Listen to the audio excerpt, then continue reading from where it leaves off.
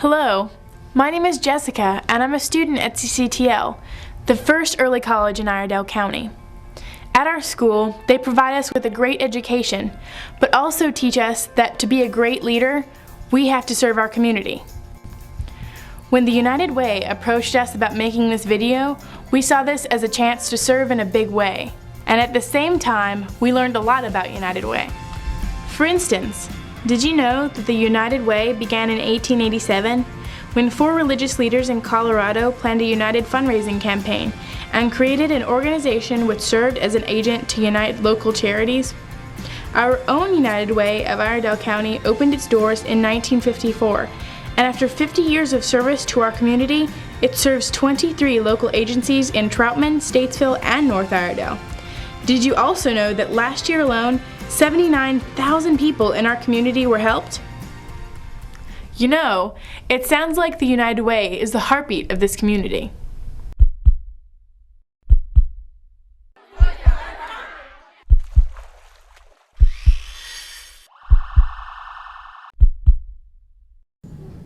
I'm Pat Stewart, and Statesville is my hometown.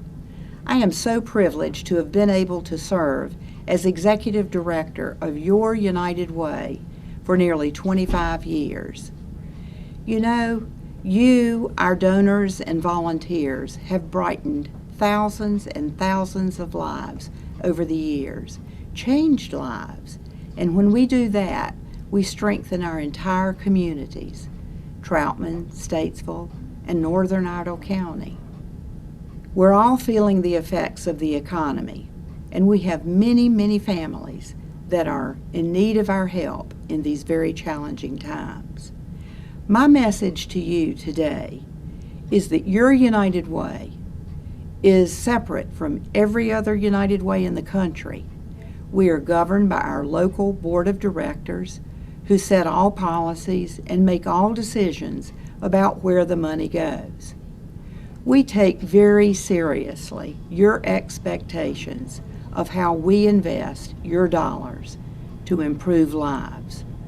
Trust, fairness, and integrity are the very principles on which we operate. We're a transparent organization, and what that means is anytime you want to know anything about your United Way, that information is yours.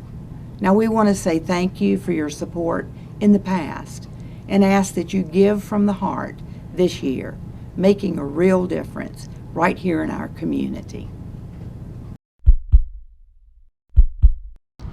7.5 years ago, we were blessed with a little child. So she was born on a Monday morning, and by that Monday afternoon, they took her. She was on the way to Baptist Hospital. So she was bleeding to death internally.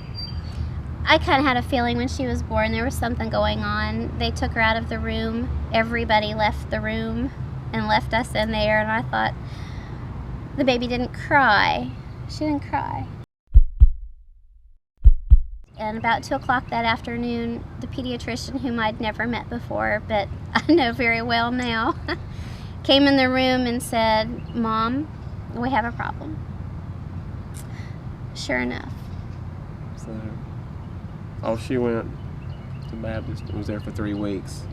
At the end of 3 weeks, which seemed like, 4 or 5 months, she was released from the hospital and came home. And our journey begins from that point. At age 5, she came out of the pediatrician's office one day with a big list.